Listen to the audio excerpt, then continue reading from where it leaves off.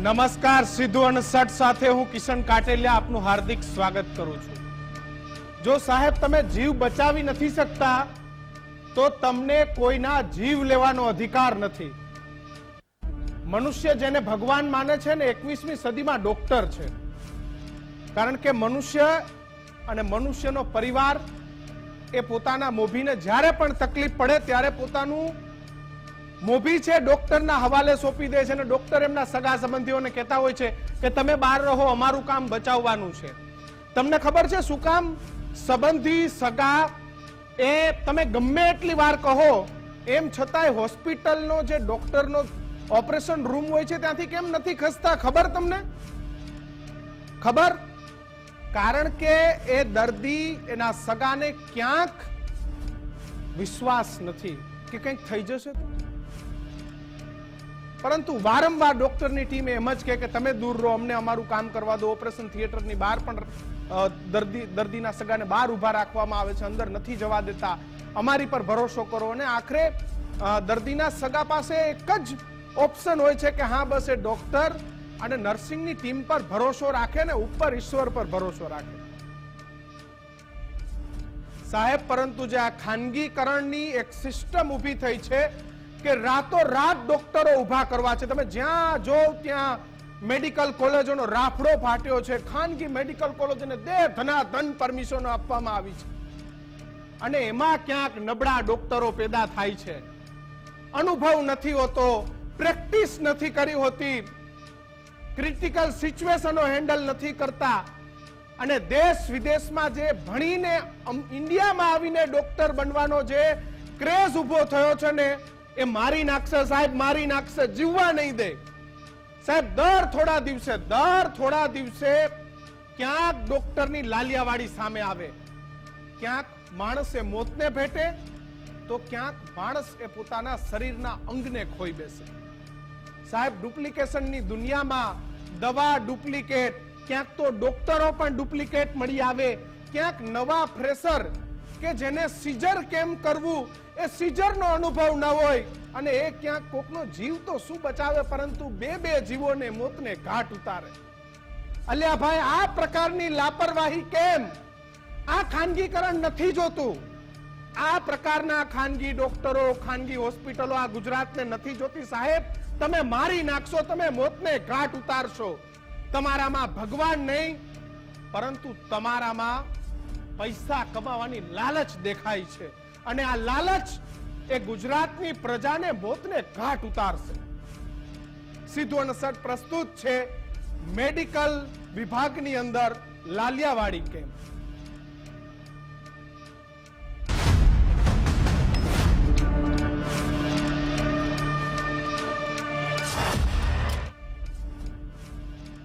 રાજ્યમાં હોસ્પિટલોની લાલિયાવાડીથી દર્દીઓની હાલાકીમાં દિન પ્રતિદિન વધારો। અમદાવાદ, રાજકોટ અને જૂનાગઢની ઘટનાઓ એ ચોંકાવનારી છે। આ જે ઘટનાઓ છે એ એટલા માટે ચોંકાવનારી છે કારણ કે જૂનાગઢની અંદર ખાનગી હોસ્પિટલના ડોક્ટરની ઘોર બેદરકારી સામે આવી। ઓપરેશન બાદ 5 જે પ્રસ્તુતાઓ છે તેમની કિડની ફેલ કરી નાખી, જ્યારે 2 મહિલાઓનો જીવ ગુમાવી લીધો। 3 મહિલાઓ એ સારવાર હેઠળ છે। હેલ્થ પ્લસ નામની ખાનગી હોસ્પિટલમાં આ ઘટના બની છે। ઓગસ્ટ અને સપ્ટેમ્બર મહિનામાં 5 ઘટના બની, જેમાં 1 મહિલાનું સિઝેરિયન બાદ કિડની ફેલ થતા મોત થઈ। દર્દીને બોટલ ચડાવી તેમાં ટોક્સિન સામે હોવાનું સામે આવ્યું છે। ડોક્ટરની બેદરકારી ન હોવાનું હોસ્પિટલનું રટણ છે। રાજકોટની હોકાટ હોસ્પિટલ સામે પણ બેદરકારીના આરોપ છે। દર્દીનું ઓપરેશન જ ન થયું હોવાના જે સવાલ છે એ ઉઠાવવામાં આવ્યા છે, જ્યારે હોસ્પિટલે પસ્તા કરી છે કે ઓપરેશન થયું જ છે। સાહેબ, થોડા દિવસ પહેલા અમદાવાદની માંદલ હોસ્પિટલની અંદર અંધાપા કાંડ સામે આવ્યો હતો। મોતિયાના ઓપરેશન બાદ દર્દીઓની રોશની ઓછી થઈ ગઈ। 5 દર્દીઓને કાયમ માટે અંધાપો આવ્યાના આરોપ છે। સાહેબ, આ પરિવાર છે, દ્રશ્યોમાં દેખાતો આ પરિવાર છે કે જે હેલ્થ પ્લસ હોસ્પિટલની અંદર ડિલિવરી કરાવવા ગયો ને એમને એમ થયું કે આપણો પરિવાર એ પૂર્ણ થશે, પરંતુ પૂર્ણ પરિવાર ન થયો। પ્રસ્તુતાએ પોતાનું મોત ગુમાવ્યું અને જે કોમળ બાળક છે, જે માસૂમ બાળકો છે, એ પોતાની માતા વિહોણા થયા છે. સાહેબ, આ ડોક્ટર નથી, આ પૈસા કમાનારા, મેડિકલ ફિલ્ડની અંદર પૈસા કમાનારા આ લૂંટેરાઓ છે.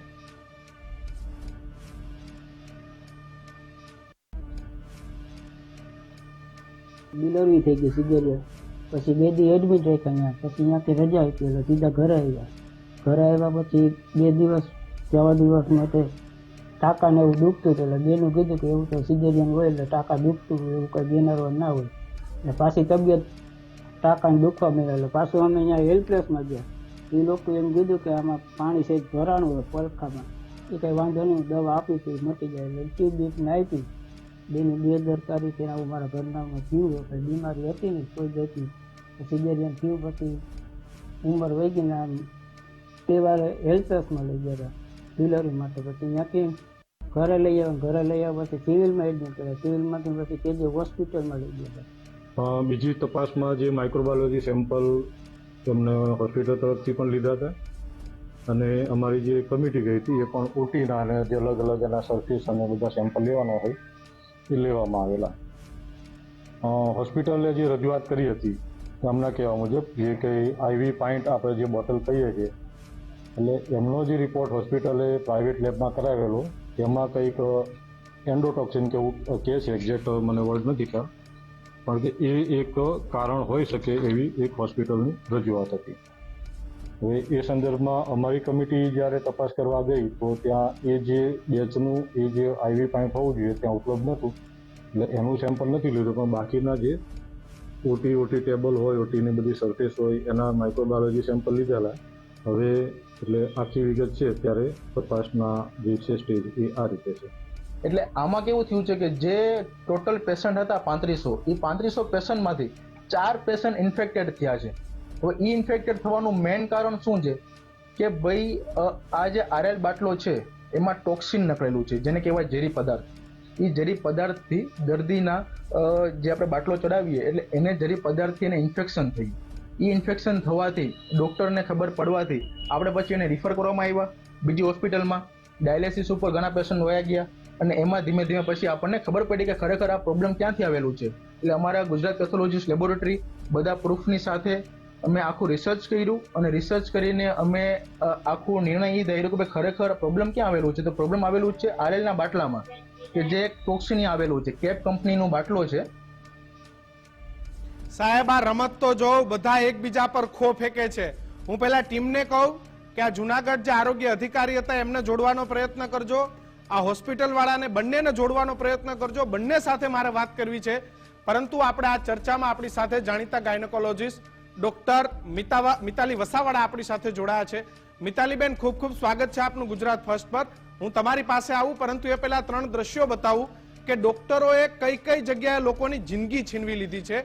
આ અલગ અલગ 3 દ્રશ્યો છે દર્દ આપતા દવાખાનાના જૂનાગઢના. સાહેબ, એક દીકરી, એક બાળક એ પોતાની માં વિહોણું થઈ ગયું છે, કારણ કે ભૂલ એ હોસ્પિટલની છે. હોસ્પિટલ કહે છે કે અમે જે બાટલા ચડાવ્યા બાટલામાં ટોક્સિન આવ્યું હતું. આ બધી જવાબદારી કોની છે? સરકારની સિસ્ટમની જવાબદારી છે. ને બીજા દ્રશ્યો એ વારંવાર આક્ષેપો લાગતી રાજકોટની હોકાડ હોસ્પિટલ. સાહેબ, આને કાતર કહેવાય છે. ત્યાં જાઓ ને એટલે તમારી પાસેથી પૈસા જ લેવામાં આવે. હોકાડે અનેક વખત બદનામ થઈ છે, પરંતુ પૈસાના જોરે આજ દિન સુધી હોકાડ સામે એક પણ પ્રકારની જે ફરિયાદ છે નથી નોંધાણી, તપાસ નથી થતી, કારણ કે આરોગ્ય વિભાગ એ આવી મોટી હોસ્પિટલને છાવરે છે. ને સાહેબ, ત્રીજા દ્રશ્યો એ અમદાવાદના માંડલના છે કે જ્યાં દ્રષ્ટિ ગુમાવવી પડી ઇન્ફેક્શનના કારણે. 15 જેટલા જે દર્દીઓ છે એ દર્દીઓને ઓપરેશન કર્યા બાદ દેખાવાનું પાછું આવવાની બદલે દેખાવાનું જતું રહ્યું. કોણ જવાબદાર? ડોક્ટર મિતાલી વસાવાડા, કોણ જવાબદાર? કેમ આ બધી વસ્તુઓને પ્રાથમિકતા નહીં? આરોગ્ય આપણી સૌથી મહત્વની જવાબદારી છે મિતાલીબેન, કે ડોક્ટરને આપણે ભગવાન માનીએ છીએ, પરંતુ ભગવાનની ભૂલના અલગ અલગ 3 દ્રશ્યો હજી તો 2 અઠવાડિયા નથી થયા. ક્યાંક કોઈ હજી તો દુનિયા પર અવતરણ થનાર બાળકે પોતાની માને ગુમાવી પડે. 5 પ્રસૂતાને કિડની ફેલ થઈ ગઈ. બીજા દ્રશ્યો કે જ્યાં લોકો અંધરા થઈ જાય, અને ત્રીજા દ્રશ્યો કે વોકાટ જેવી હોસ્પિટલ પૈસા લીધા બાદ ઓપરેશન જ ના કરે. આ પ્રકારની બદરકારી. તમારી વાત સાવ સાચી છે, અને આપણું મન એટલું બધું વિચલિત થઈ જાય આ બધા દ્રશ્યો જોઈને. એસ્પેશિયલી એમાં હું એવું કહીશ કે જે માતાઓએ એમના જીવ ગુમાવ્યા છે, વિમેન જે ડિલિવરી માટે આવતા હોય છે એ લોકો યંગ એડલ્ટ્સ હોય છે, ઓવરઓલ હેલ્ધી હોય છે, અને જ્યારે એમનું કન્ડિશન આવી ક્રિટિકલ થઈને એ લોકો એમનો જીવ ગુમાવે છે તો સૌથી વધારે મારા ખ્યાલથી પરિવાર માટે પણ એ બહુ જ શોકિંગ હોય છે અને દુઃખદ હોય છે. હવે આમાં જવાબદારીની જો આપણે વાત કરીએ તો ઘણા બધા લેવલ્સ ઉપર જ્યારે કર્મોનું કે જવાબદારીનું પાલન ના થયું હોય ત્યારે જ જઈને ક્યારેક આવું મોટું પ્રોબ્લેમ સામે આવતું હોય છે. મિતાલીબેન, આને સૌથી એક પહેલા એક આપણે એ વેમાં માની શકીએ કે એક તો ડોક્ટરોને ક્યાંક બસ પૈસા જ કમાઈ લેવા છે, દવાઓ કેવી આવે છે ગુણવત્તા પણ ડોક્ટરે જોવી પડશે. હમણાં થોડા સમય પહેલા મેં જોયું હતું કે આખી દવામાં જે દવાની અંદર જે મૂળભૂત કન્ટેન્ટ આવવો જોઈએ કન્ટેન્ટ જ નથી આવતો દવાની અંદર. હમણાં એવી 85 જેટલી દવાઓ ફેલ થઈ. આમાં પણ એવું આવે છે કે ટોક્સિન હતા બોટલની અંદર. ડોક્ટરે તો બધું જોવાનું છે કારણ કે ઇલાજ કરનાર ડોક્ટર છે, દવાઓ તો કોઈ પણ કંપનીઓ આવીને વેચવાની છે માર્કેટની અંદર. કે આપણે દરેક વસ્તુનું બ્લેમ જ્યારે એકના એક ખાલી ડોક્ટર્સ પર નાખી દઈએ તો એ પણ કશે ને કશે અનફેર થઈ જાય છે, કારણ કે ડોક્ટર્સ બાટલા લાવે પણ એ દરેક બોટલનું ટેસ્ટિંગ નથી થતું પેશન્ટને આપવા સુધી. હવે આ જે છે એનું જે સપોઝ મેં તમને પેરાસિટામોલની ગોળી લખી, હવે તમે મેડિકલમાં જઈને પેરાસિટામોલની ગોળી લાવો, એ એકચ્યુઅલી પેરાસિટામોલ છે કે નહીં, અને એ જે તે કંપનીએ એ દવા બહાર પાડી છે એ પાડી શકે કે ના પાડી શકે, એની કન્ટેન્ટ બરાબર છે કે નહીં, આ બધું ચેક કરવા માટે દરેક વસ્તુના ચેકિંગ માટે અધિકૃત ઓથોરિટીઝ છે આપણા દેશમાં. અનફોર્ચ્યુનેટલી કશે ને કશે ઘણા બધા કારણોના હેઠળ જ્યારે આ વસ્તુઓ નથી થતી ત્યારે રોંગ વસ્તુ આવે છે. જ્યારે XYZ કંપનીનો બોટલને માન્યતા આપી છે તો હવે એ માન્યતા આપી દીધી એટલે ડોક્ટર શું જોવાના છે કે બસ બરાબર છે, આ વસ્તુ બરાબર છે, માન્યતા છે એટલે એ દવા ડોક્ટરે પ્રિસ્ક્રાઇબ કરી શકે કે જે કઈ કોડિંગ છે. હા, એક્ઝેક્ટલી. હવે જો એ પ્રિસ્ક્રાઇબ કરવા માટે માર્કેટમાં છે તો એનો મતલબ એ થાય છે કે એ બરાબર છે, અધિકૃત છે અને એટલે જ માર્કેટમાં છે. આવું કોઈ પણ ડોક્ટર આવું માનીને દવા લખતું હોય છે. આજે હું ઇવન જ્યારે પેરાસિટામોલ જ લખું છું, જે કે એક જેનેરિક નેમ છે, એમાં ટ્રેડ નેમ નથી આવતું. હવે દવાની દુકાનવાળો જો પેરાસિટામોલના બદલે પેરાસિટામોલનું જે દવાનું કન્ટેન્ટ છે એના બદલે કોઈ પણ XYZ કંપનીની દવા આપે છે તો મિતાલીબેન, તમને શું લાગે છે મિતાલીબેન, જ્યારે પ્રસ્તુતાઓની ડિલિવરી કરવામાં આવી, બેન એ વાત ઉપર પછી આવું, પરંતુ પહેલા હું તમને પૂછું છું કે જૂનાગઢમાં આ બન્યું કે પ્રસ્તુતાઓની ડિલિવરી થઈ, એ કદાચ નોર્મલ હોય કે સીઝર હશે XYZ, પરંતુ એ પછી કિડની પર અસર થવી મિતાલીબેન, એનું મુખ્ય કારણ શું હોઈ શકે? દવા કે પછી કોઈ ક્ષતિ રહી ગઈ હોય? સી આના ઘણા બધા લેવલ્સ ઉપર રીઝન્સ છે. જો આપણે એમ કહેતા હોઈએ કે આનું શું કારણ છે, જો આપણે શોધવા બેસીએ અને અત્યારના જે ઇન્ફોર્મેશન આવી છે કે બોટલની અંદર એન્ડોટોક્સિન મળ્યું છે અને આ દરેક મહિલાઓ જેને કિડની ફેલ થયું એ દરેક મહિલાને આવી પ્રકારની બોટલ આપવામાં આવી છે, તો એ આપણે માની શકીએ કારણ કે સ્ટેફિલોકોકસ કરીને એક બેક્ટેરિયા આવે છે અને એનું ટોક્સિન એકવાર એની અંદર ભેળાઈ જાય તો એ ટોક્સિનને તોડવા માટે એન્ટીબાયોટિક પણ કામ નથી આપતી. નોર્મલી કોઈ પણ મોટા ઓપરેશન કાં તો ડિલિવરી પછી આપણે એન્ટીબાયોટિક દવા આપતા હોઈએ છીએ જે બેક્ટેરિયાને મારે છે, પણ એ બેક્ટેરિયાએ ઓલરેડી જો એનું ઝેર બનાવીને એ બોટલની અંદર આવી ગયું હોય તો એ ઝેરને કાઢવા માટે કોઈ તોડ નથી. અને અનફોર્ચ્યુનેટલી આવા કેસીસમાં એની અસર આપણા શરીરમાં ઝેર કાઢવા માટે બે ઓર્ગન્સ છે, લીવર છે અને કિડની છે, તો આની જે અસર છે એ કિડની ઉપર ઘણી ખરી પડતી હોય છે અને આવા લીવર ફેલિયર્સ અને કિડની ફેલિયર્સ થતા હોય છે. મેં પોતે પણ એકવાર રૂરલ એરિયામાંથી રિફર્ડ થયેલા બેનને નોર્મલ ડિલિવર કર્યા હતા અને એમનું પણ આવી રીતની તકલીફવાળા કેસમાં આવ્યા હતા, બહુ લાંબુ રહ્યા, લીવર ટ્રાન્સપ્લાન્ટ સુધી વાત પહોંચી. ખેર છેવટે એમનો જીવ અમે બચાવી શક્યા હતા, પણ એક ટીમ એફર્ટથી અને બહુ જ હાઈ ઇન્ડેક્સ ઓફ સસ્પિશન. મિતાલીબેન, હું એક તમને બીજી પણ એક અહીંયા વાત કરું, ચલો એ ટોક્સિનના હિસાબે હશે, હું એ માની લઉં, પરંતુ આ જે હોસ્પિટલ છે એ પર્ટિક્યુલર ગાયનેક હોસ્પિટલ છે. આપ સમજો, જે જુનાગઢની હોસ્પિટલ છે પર્ટિક્યુલર ગાયનેક હોસ્પિટલ છે. આપ ડોક્ટર છો તો દરેક ડોક્ટરની એક થિયરી હોય છે કે કઈ થિયરી પર ડોક્ટર કામ કરે, કે ભાઈ આ દવા આપીએ, આ દવા આપીએ, આનાથી સારું ના થાય તો આ દવા આપીએ. રેગ્યુલર ત્યાં ઓટી થતા જ હશે એટલે બોટલ ચડાવવું એ સામાન્ય બાબત હશે. તો પછી માત્ર 4 જ મહિલાઓ સાથે આવું બનવું અને પર્ટિક્યુલર દવા ખબર પડે કે આનાથી તકલીફ છે, કારણ કે લાંબા સમયથી તમે પ્રેક્ટિસ કરો, એવું તો નથી કે તમે કાલ ડોક્ટર બન્યા અને કાલને કાલ તમે બોટલ ચડાવ્યો. તો એક ડોક્ટરની પણ એક ફરજ હતી કે આ બધી વસ્તુઓને આપણે મોનિટર કરીએ, આપણે જોઈએ કે ભાઈ દવા નથી આવતી કેન્સલ કરો, આ નથી મંગાવવી આપણે. Absolutely. તમે કઈ પહેલી વખત તો સર્જરી કરતા નતા. કરેક્ટ.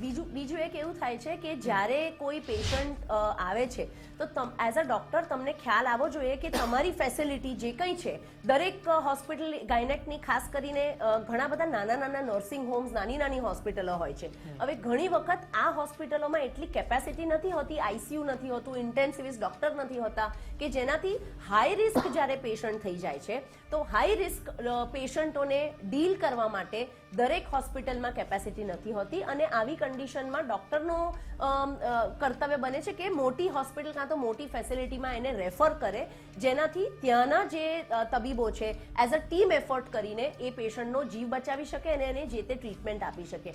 બીજી વસ્તુ કે આપણા ત્યાં ઘણા બધા ઓન પેપર જે ગાયનેકોલોજીસ્ટ છે પ્રેક્ટિસ કરે છે, પણ તમે જો એમના રેજિસ્ટ્રેશન્સ ને ડિગ્રીઝ જોશો તો આ બાબતની ઘણીવાર ચર્ચા આપણે પણ કરી છે કે ઘણી ઇવન મોટી હોસ્પિટલોમાં વારસાગત ફાધર છે કે કોઈક XYZ આગળ ડોક્ટર છે અને એમના જે સ્વજનો છે એમને એઝ અ ડોક્ટર કે ગાયનેકોલોજીસ્ટ પ્રમોટ કરે છે. મોટી હોસ્પિટલોમાં લોકોની ડિગ્રીઓમાં પોલમપોલ છે. એટલે આ બધા સવાલો તો આપણે ત્યાં છે જ.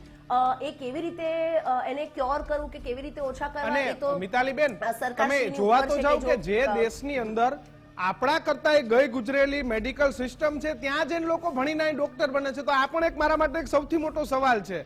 કોઈ કઝાકિસ્તાનમાં જઈને ડોક્ટરનું ભણીને આવે, આપણા કરતા ગરીબ દેશમાં તમે ડોક્ટર થઈને અહીંયા તમે પ્રેક્ટિસ કરો છો. કોઈ દેશની એજ્યુકેશન ભણતર છે એના પર આપણા દેશના લોકોનો જીવ આપણે કેવી રીતે એમના ભરોસે મૂકી શકીએ? આ પણ મને ઉદ્ભવ થતો એક સવાલ છે. કરેક્ટ.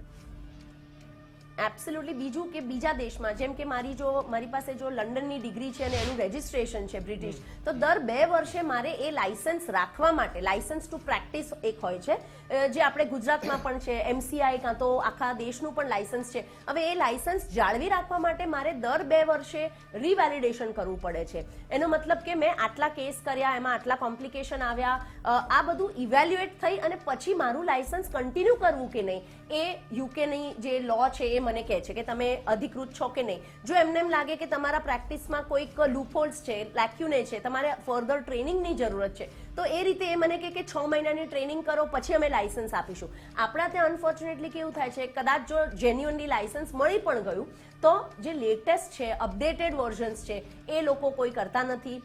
જેટલું તમે મેજર સિટીઝથી દૂર જાઓ છો એટલું અનધિકૃત કામ જે થઈ રહ્યું છે એના ચાન્સીસ વધી જાય છે. નાના સેન્ટરો ઉપર કોઈ પણ ડોક્ટર તરીકે પ્રેક્ટિસ કરી લેતા હોય.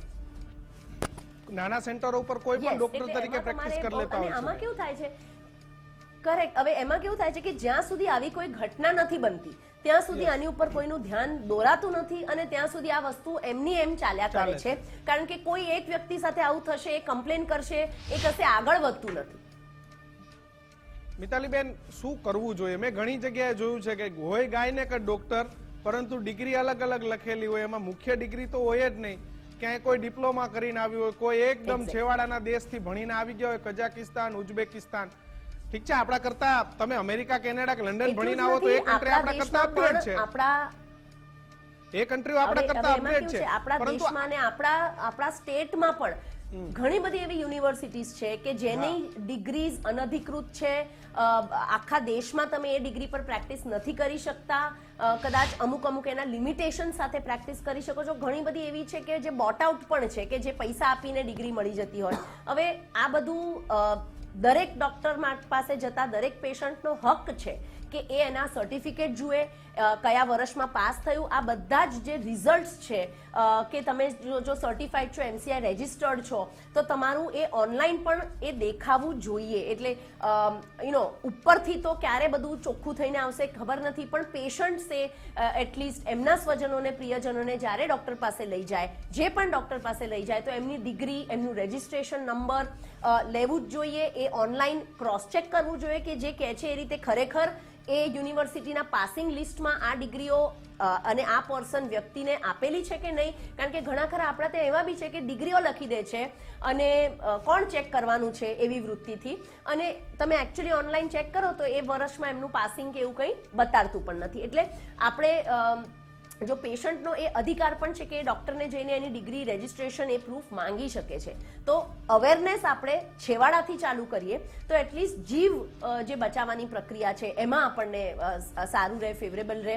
બીજી એક વસ્તુ જે પેશન્ટ્સે ધ્યાનમાં રાખવાની છે કે કોઈ જગ્યામાં જો તમને બહુ જ સસ્તામાં પ્રોસેસ થઈ જતો હોય તો પણ આપણા માટે થોડી ખતરાની ઘંટી છે, કારણ કે ડેફિનેટલી પ્રોફિટ વધારવા એમને કશે ને કશે જો માલપ્રેક્ટિસ કરી હોય કે સસ્તી દવાઓ, અનધિકૃત દવાઓ, એવી કોઈ નવી ફાર્મા કંપનીઝની દવાઓ જેની ઉપર બહુ ટેસ્ટિંગ નથી થયા, જો આવી કોઈ વસ્તુ વાપરી હોય તો પણ ઘણીવાર બહુ જ ઓછા ખર્ચામાં અને મિતાલીબેન એસઓપી નું પાલન નથી થતું. થાય છે એમ કરીને મિતાલીબેન એસઓપી જે ગાઈડલાઈન છે કે ઇન્ફેક્શન ના થાય, કઈ દવાઓ આપવી, કેવી રીતે આપવી, જો હું પણ ખાલી ડોક્ટર પર બ્લેમ નથી કરતો. સૌથી પહેલા તો માર્કેટની અંદર એક ઘેલછા ઊભી થઈ છે કે કરિયાણાની દુકાન કરતા પણ દવાઓની કંપની વધી રહી છે દિવસે ને દિવસે. સૂટ બૂટમાં તૈયાર થયેલા એમઆર એ ડોક્ટરોની કેબિનની બહાર દર્દી કરતા એમઆર તમને જાજા જોવા મળે. દર્દી 5 બેઠા હોય પરંતુ એમઆર 15 બેઠા હોય દવાઓ વેચવા માટે. હવે એ દવાઓને માન્યતા પણ મળી જાય છે સેન્ટ્રલ ગવર્મેન્ટમાંથી. થર્ડ પાર્ટી જે ઇન્સ્પેક્શન થાય છે અલગ અલગ લેબની અંદર, એમાં પણ જોલજાલ સેટિંગ, એ થર્ડ પાર્ટી લેબ એક જ એનિમલ પર વારંવાર એ જ દવાનો ટેસ્ટિંગ થાય, એટલે એમાં રિઝલ્ટ પણ ક્યાંથી મળે. એટલે જે આખી પાયાથી જે સિસ્ટમ છે ને મિતાલીબેન, આના પર કોઈનું ધ્યાન નથી. બસ બે ઠોક ચાલી જ રહ્યું છે. ભરોસો કોની પર કરવા જાવ? સરકારીમાંથી લોકો પ્રાઇવેટમાં જાય, પ્રાઇવેટમાં જાય તો સારવાર જલ્દી થાય, દવાઓ સારી મળે. આ તો પ્રાઇવેટમાં યાજ અને સરકારીમાં યાજ, એટલે ક્યાંક લોકોને હવે એવું થયું છે કે વિદેશ જઈને ઈલાજ કરાવીએ, પણ એ તો પૈસા વાળા કરી શકે. ગરીબને તો આ જુનાગઢ જેવી હોસ્પિટલ મારી નાખે. સાચી વાત છે. અને એટલે જ આઈ થિંક પેશન્ટ ક્યાંથી શરૂ કરી શકે, કારણ કે આ એટલો એક ગંભીર મુદ્દો છે અને એના એટલા બધા બાયફર્કેશન્સ છે, એટલી બધી સાઈડથી કોઓપરેટિવ એફર્ટ થશે તો જ ક્યારેક જઈને આ બધી તકલીફોને જે ઇશ્યુઝ છે એ ઓછા થશે. બંને સાઈડથી મને ખ્યાલ છે કે બંનેની શું સમસ્યાઓ છે, પણ આ બધાના લીધે પેશન્ટ સફર થાય, એનો જીવ ગુમાવે, એની ક્વોલિટી ઓફ લાઈફ પર ઇમ્પેક્ટ પડે, એ તો એકદમ આપણે કોઈ જ કબૂલ ના કરી શકીએ એવી વસ્તુ છે. અને એના માટે જ આપણા સાઈડથી હું એટલું જ કહી શકીશ કે પેશન્ટે થોડા વધારે અવેર થવાની જરૂરત છે. હું એવું નથી કહેતી કે પેશન્ટ્સનો કે દર્દીઓના રિલેટિવ્સનો વાંક છે, પણ આજે આપણું વ્યક્તિ જાય છે તો આપણે જેટલા અવેર થઈને જઈશું. બીજી વસ્તુ કે એવા ડોક્ટરો તમે અવેરની વાત કરી, હવે હું તમને સૌથી પહેલા કહી દઉં, તમે અવેરની વાત કરી કે આપણે અવેર થવું જોઈએ. બેન, ઘણી બધી હોસ્પિટલમાં કેવું થાય છે કે ઓપરેશન થિયેટરથી તમને તો ઓપરેશન બીજા માળે થતું હોય, તમને છેલ્લે નીચે બેસાડી રાખે છે કે ભાઈ તમારે આવવાની જરૂર નથી, તમે બેસી રહો, કઈ હશે તમને બોલાવીશું. તો એક ક્યાંક દર્દીના સગાને સિસ્ટમ પર હવે ભરોસો નથી. આપણે નહીં જવાનું. હા, ઓટી ની અંદર તો જવાનો પ્રશ્ન જ નથી, પરંતુ એમને દૂર જ રાખવામાં ભાઈ કઈ હશે તમને બોલાવીશું, અમે બધું જોઈ લઈએ છીએ, અમે બધું કરી. ચલો, એ કદાચ સારા ડોક્ટરો, સારી ટીમ, પણ આવા ક્યાંક કિસ્સા બને ને ત્યાં દર્દીના સગાઓને એમ થાય છે કંઈક થઈ જશે તો. આજકાલનો માણસ ઘણો હોશિયાર છે, ભલે મેડિકલી ખબર નથી હોતી, ટ્રાન્સપરન્સી જ્યાં નથી. હા, મેડિકલી લોકોને જાજી ખબર ન હોય ભાઈ રિપોર્ટ શું છે, દરેક આ શું છે. ડોક્ટર જે પણ કરે છે, હા, જે પણ ડોક્ટર જે પણ સલાહ આપે છે એ બધી સાયન્ટિફિક સલાહ છે. ડોક્ટરો કોઈ ભૂવા નથી, પંડિત નથી કે દાણામાં જોઈને કંઈ કહેતા હોય ને કોઈ કેમને કહી જાય ને એ તમને કહેતા હોય. ડોક્ટર્સ તમને જે બી એડવાઇસ આપશે એ બધું સાયન્ટિફિક છે, ઇન્ટરનેશનલી ડોક્યુમેન્ટેડ છે. એટલે તમારો હક છે કે ડોક્ટરને તમારે કહેવું કે પૂછવું, અને ડોક્ટરનો પણ એ ધર્મ છે કે એ તમને બધું જ સમજાવે અને તમારી પૂરી સમજૂતી પછી તમે જોઈન્ટલી ડિસિઝન કરો. આજે કોઈ પેશન્ટ ક્રિટિકલ છે ને એની સર્જરી કરવાની આવે છે તો એના કોઈ પણ એક રિલેટિવ કે જેને લીડ લેવી હોય એ રિલેટિવ મિતાલીબેન, આ જિલ્લા આરોગ્ય અધિકારીને અમે વારંવાર ફોન કરી રહ્યા છીએ, એ કદાચ મીટિંગમાં છે. અરે ભાઈ, આ મીટિંગો છોડો, નહીતર આ દવાઓ ના ડોક્ટરો કેટલા લોકોનું જીવવું આરામ કરી દેશે. એમને વારંવાર ફોન કરો, હું ટેકનિકલ ટીમને કહું છું, જિલ્લા અધિકારીને ફોન કરો કે સાહેબ તમે જિલ્લાના આરોગ્ય અધિકારી છો, એસી ચેમ્બર છોડો, પેલી સરકારી બોલેરોને થોડા કિલોમીટર ફેરવો, જાઓ 5 હોસ્પિટલમાં, જાઓ 5 મેડિકલ સ્ટોર પરથી, ત્યાંથી નમૂના લો, એ દવાઓનું ટેસ્ટિંગ કરાવો, નહીતર આમનામ બરબાદ કરી નાખશો. એમને હજી ફોન કરો, મંથન એન્ડ ટીમ, વારંવાર ફોન કરો સાહેબને. ફોન શું કામ ના ઉપાડે? એસી ચેમ્બરની બહાર નીકળો સાહેબ, ત્યાં બેઠા બેઠા ખબર નહીં પડે કે જિલ્લામાં શું થઈ રહ્યું છે. અને રાજકોટના અધિકારીને કહું છું કે ખાલી ખાલી ઓફિસમાં બેસી ના રહો, ત્યાં બેસવાથી કઈ નહીં થાય. આ ઓકાટ જેવી હોસ્પિટલ એ લોકોના ખિસ્સા કાપી નાખશે. આ ફોન કરો એમને, વારંવાર ફોન કરો. મારી ટીમને કહું છું, ફોન સંભળાવો લોકોને. ફોન શેનો ના ઉપાડો ભાઈ? તમને ત્યાં ફોન ઉપાડવા જ રાખ્યા છે, એસી ચેમ્બરમાં બેસવા માટે નહીં. એમઆર સુતરિયાના સાહેબ છે, એમને ફોન કરી રહ્યા છીએ અમે. કામમાં વ્યસ્ત. અરે ભાઈ શેની વ્યસ્તતા? જો સાહેબ તમે કદાચ સરકારી ગાડી લઈને નીકળ્યા હોત ને તો આ કદાચ લોકોના જીવ બચી શકતા. જો તમે દવાઓનું ચેકિંગ કર્યું હોત કે મેડિકલ વાળા કયો માલ વેચે છે, તમે 5 દવાઓ માર્કેટમાંથી ઉપાડી અને સારી લેબોરેટરીમાં ટેસ્ટિંગ માટે મોકલી હોત તો કદાચ જુનાગઢની જનતાના જીવ બચી શકત. પણ સાહેબ જે ઓફિસમાં બેસીને તમે જે ખાલી જે ગોરખ ધંધા માંડ્યા છે ને, જે શું ચાલી રહ્યું છે ને મેડિકલ લાઈનમાં, એ સૌને ખબર છે. મિતાલીબેન, ઘણી બધી મેડિકલમાં જે ફાર્માસિસ્ટ હોય એ તો હોય નહીં, ભાડા પર ફાર્માસિસ્ટે કોઈને ચલાવવા માટે આપી દીધું હોય રોકાણકારને. એ રોકાણકાર મેડિકલ ચલાવતો હોય, 10 ચોપડી ફેલ લોકો ત્યાં દવા આપતા હોય. બેન, આમાં તો કેમ જીવ બચે? આ વેપાર છે કે પછી સેવા છે? મને તો એ નથી સમજાતું. 10 ચોપડી તમને દવા આપે એની પર ભરોસો કરવાનો આપણે? આ સાહેબ તો ફોન નહીં ઉપાડે. તમે તાર બોલો, એમની રિંગ વાગવા દો. ઓપરેટિંગ રૂમમાં એસિસ્ટન્ટ છે, હા, એ એસિસ્ટન્ટ્સ પણ એની પણ અમુક લેવલની ટ્રેનિંગ હોવી જોઈએ. જે પેશન્ટ સાથે ઇન્ટરેક્ટ કરે છે, ઇન્જેક્શન્સ આપે છે, સર્જરી વખતે એસિસ્ટ કરે છે, આ બધાના નિયમો તો છે જ કે આવી રીતના કે આવા ભણતરવાળા લોકો હોવા જોઈએ, આવી ટ્રેનિંગ વાળા હોવા જોઈએ. પણ એ નિયમનું પાલન થાય છે કે નથી થતું એ કોઈ ચેક કરે એવું છે નહીં. બિલકુલ બેન, આપ અમારી સાથે જોડાયા બદલ આપનો ખૂબ ખૂબ આભાર. આશા રાખીએ ગુજરાતની આરોગ્ય વ્યવસ્થા સુધરે, કારણ કે લોકો મરવા માટે નથી જતા ડોક્ટર પાસે, જીવ બચાવવા જાય છે. આરોગ્ય વિભાગના અધિકારીઓને મારી વિનંતી છે, સાહેબો સુધરો. પેલી સરકારી ગાડીઓ સડી જશે, થોડી લઈને ફરો, 5 હોસ્પિટલમાં ચેકિંગ કરો. તમારી પર ભરોસો છે. સીધું અને સટ મારો એક જ વાત છે કે મેડિકલ જેવી વ્યવસ્થાને ખૂબ ગંભીરતાથી લેવામાં આવે એવી મારી રાજ્ય સરકારને 2 હાથ જોડીને વિનંતી છે. સીધું અને સટમાં હાલ આટલું જ. વધુ સમાચારો માટે આપ જોતા રહો ગુજરાત ફર્સ્ટ. મને આપશો રજા. નમસ્કાર.